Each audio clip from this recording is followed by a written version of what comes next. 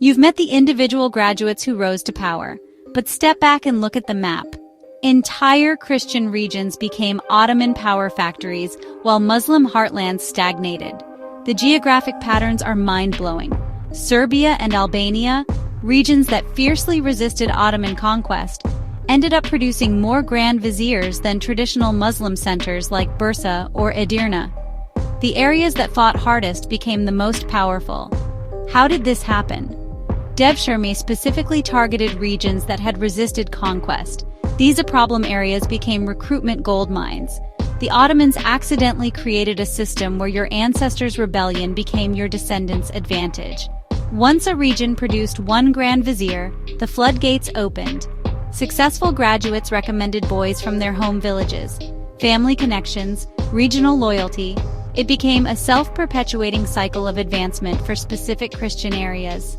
By the 1500s, Serbian Devshirme graduates held so much power they could openly favor their birth regions. Sokolu Mehmed Pasha didn't just restore one church. With his brother Makarija as the Archbishop of Pech, he rebuilt the entire Serbian Orthodox hierarchy. The conquered were reshaping the empire from within. Meanwhile, in Spain, oppression was shifting from the Moors to the newly converted Moriscos and Conversos, former Jews and Muslims.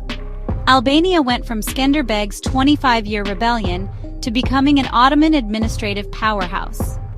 Albanian families dominated military and civilian leadership for centuries. The region that caused the most trouble became the most trusted.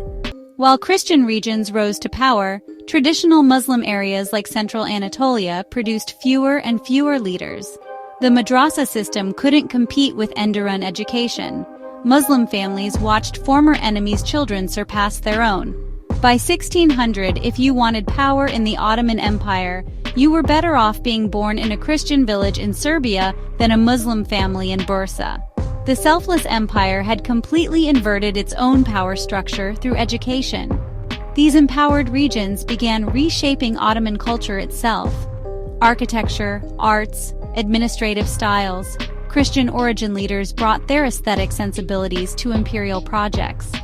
The empire's identity was being quietly transformed. Look at modern countries. Certain regions dominate politics because they dominate elite education.